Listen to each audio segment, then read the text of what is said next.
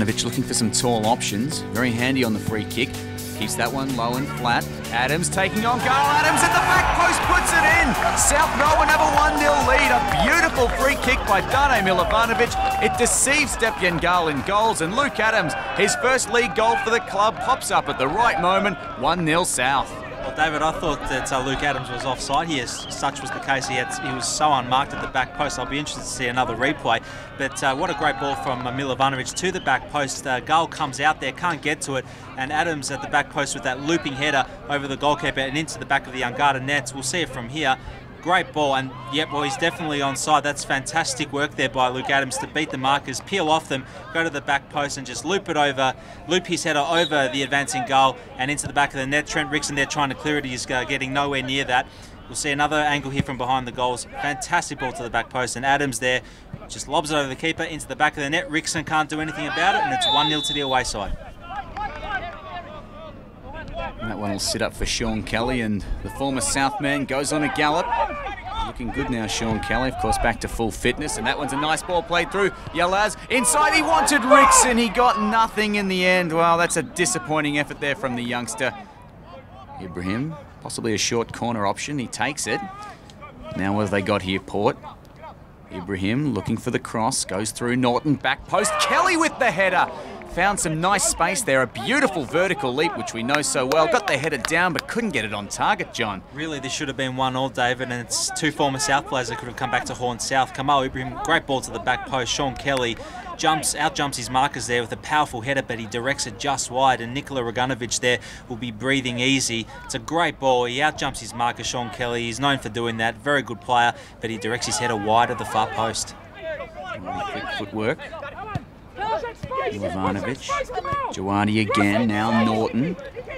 Plays Jawadi inside. Lovely turn there. Epifano for Monopoulos. Monopoulos, right foot just wide. Deflects off the post and goes wide of the upright. South Melbourne, a beautiful build-up there. Unfortunately, couldn't be finished off. Unfortunately, this wasn't finished off, David, because this would have been one of the team goals of the year. Lovely backheel there by Epifano to put Lee Monopoulos through. Maybe he could have taken another touch or two before shooting, but he goes for a quick shot, beats the goalkeeper, but not the near post. It goes off the post and out for a goal kick. We'll see from behind the goals. Lee Monopoulos, again, like I said, could have maybe gone a couple of yards extra, but in the end, his shot beats goal and not the near post. Well, a good chance from the set pieces here, Port. Plays that one in, and in comes Sean Kelly for 1-1. Sean Kelly, unmarked at close range, powers the header home, and Port Melbourne are back on level terms. A nice finish from the former South man, John, but South will be disappointed with the marking there. Definitely, David. It's very bad marking here by the South defence. I'll be interested to see the replay from behind the goal. Sean Kelly there unmarked. He should have scored in the first half, and he has done now in the second half with a very powerful header that beats Roganovic. All ends up. But look at that. Very bad marking by the South defence. He's unmarked, and he powers his header past Roganovic. 1-1. So eager this time, opting for the long clearance. Wants Big Miloslic, and that's a crunching header over the top there by Kelly. Now Ibrahim, wanting to go around Jawadi. He's got a couple of options. He's got Yalaz on the left, turns inside instead, uses Kearney. Kearney flicks inside, looking for Ibrahim, goes down, shouts for a penalty, and it's given. The referee points to the spot. It's against Luke Adams. Kamal Ibrahim went down. There looked to be maybe a little bit of contact, and the man who scored the first goal, John, has given away the penalty.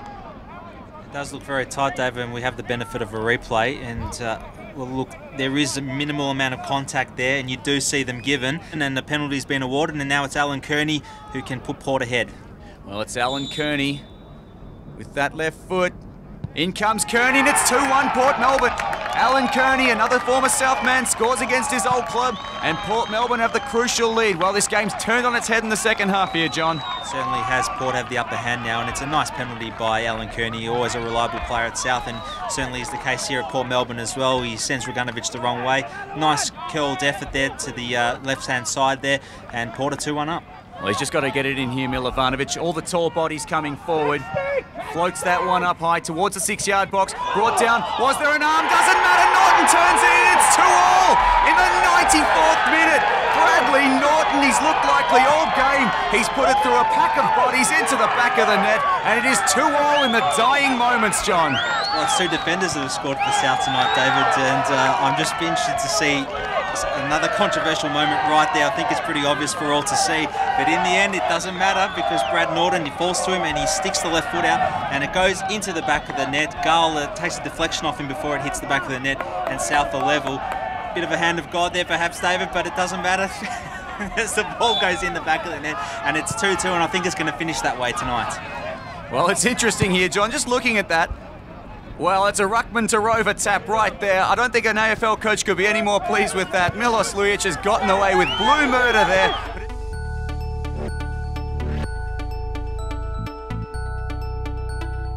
Next up, it's Pascoe Vale hosting Green Gully at CB Smith Reserve. Pascoe Vale would open the scoring in the 22nd minute. Matthew Lazaridis played through down the left. And with the Green Gully defence caught cold, it was one-on-one against goalkeeper Rani Dauscher and a good finish through the left channel.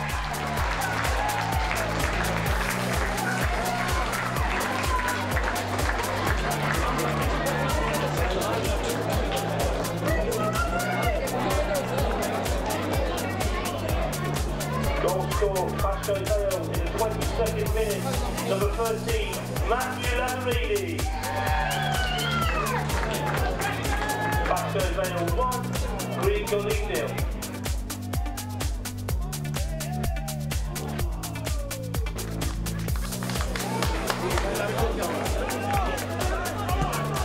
Gully's search for an equaliser would be foiled on this occasion by a good diving save from Alex Pavlidis.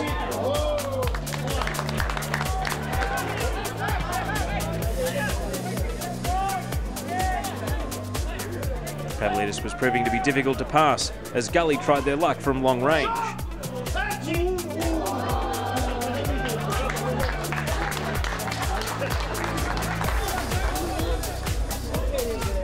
But an equaliser would come 10 minutes from time after Pascoe Vale failed to deal with the initial corner.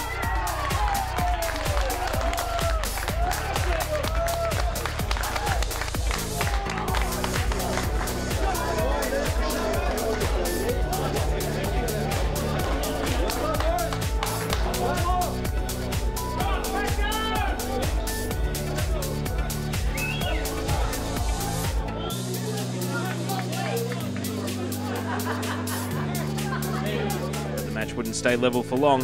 A cleverly taken free kick into the path of Lazaridis and a good touch to bring the ball down and slide it into the back of the net. A double for Lazaridis and a 2-1 win for Pascoe Vale, the winner coming in the 84th minute.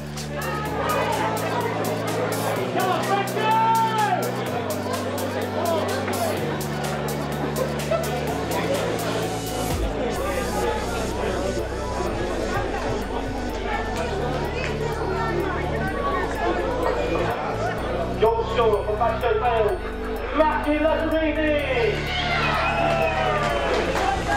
Pascoe Vale.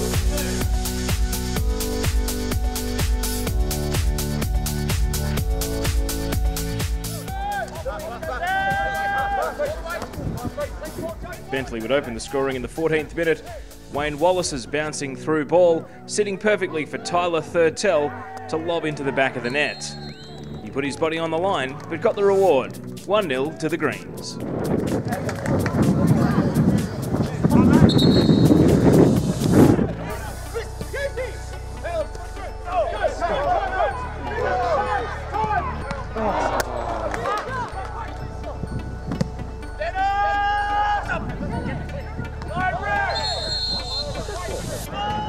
Liam McCormick would line up a free kick in the 25th minute, nearly measuring it to perfection, off the woodwork and away safely for Avondale. Avondale would go in search of an equaliser, but Alistair Bray was equal to this close-range attempt from Jonathan Munoz, parrying the ball away after Munoz shot at his near post. Good save.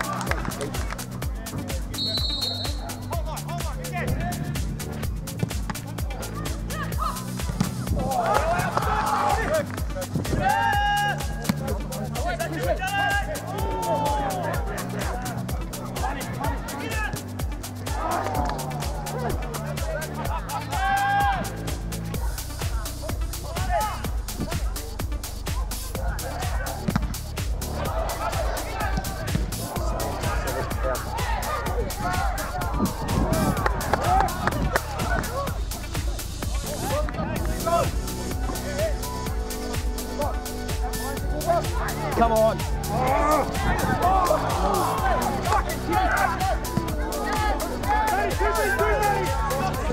And with 6 minutes remaining, Bentley would make the points safe. Tyson Holmes capitalising on an Avondale defensive slip and playing the ball across to an unmarked Chris Lucas to tap home for 2-0. That would be the final score. The Greens coming away from Doyle Street Reserve with all 3 points.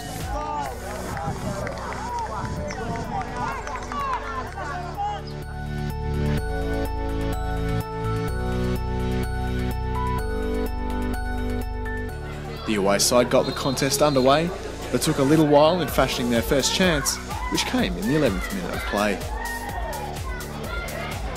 A quickly taken throw-in picked out Marijan Cvitkovic, who then set up James McGarry, with the midfielder putting a long-range strike just off target. 28 minutes in, and Hume created their first opportunity and were unlucky not to go ahead. With Nick Hegarty through to goal, a solid last-ditch block from Chris May kept the City skipper out and the score level. 2 minutes later, and Hegarty went close again. This time the Hume captain put a long-range bullet from well outside the box, just wide of the left upright, with May scrambling to ensure there was no danger.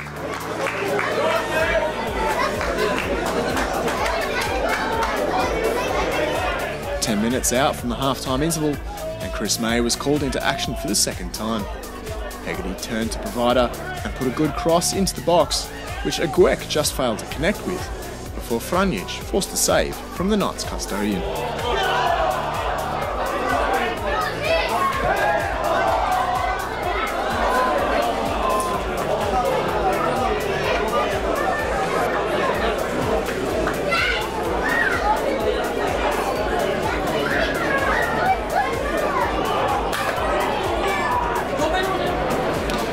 Stroke of half-time, Hume and Hegarty had another opportunity to take the lead, but once again May was alert to the danger and kept out the glancing header with a fine diving save.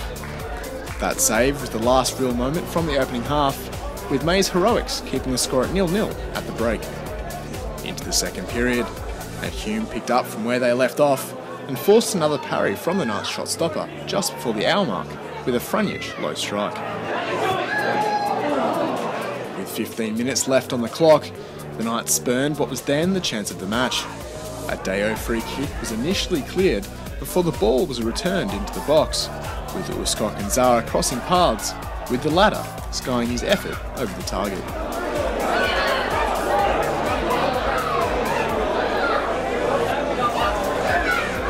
But in the final seconds of the game, Hume were denied all 3 points spectacularly, and Chris May kept out Matt Hennessy's 95th minute header, with the referee blowing for full time as the ball trickled out for a corner. A fine parry from the Knights goalkeeper, although many claimed a foul had took place in the lead-up. So 0-0 it finished, with plenty of chances spurned from both sides, meaning points were shared from the tight encounter. The result had no impact on either club standing on the NPL Victoria table, with Hume 2 points clear of 6th place Port Melbourne, while the Knights are now 4 points behind 3rd place South Melbourne. I think it missed opportunities for both teams. I think Chris May had an exceptional game. As I said to the boys just before in the dressing rooms, I can't teach him how to finish and put certain sessions on to get into those situations, which we did, and we just can't put the ball in the back of the net.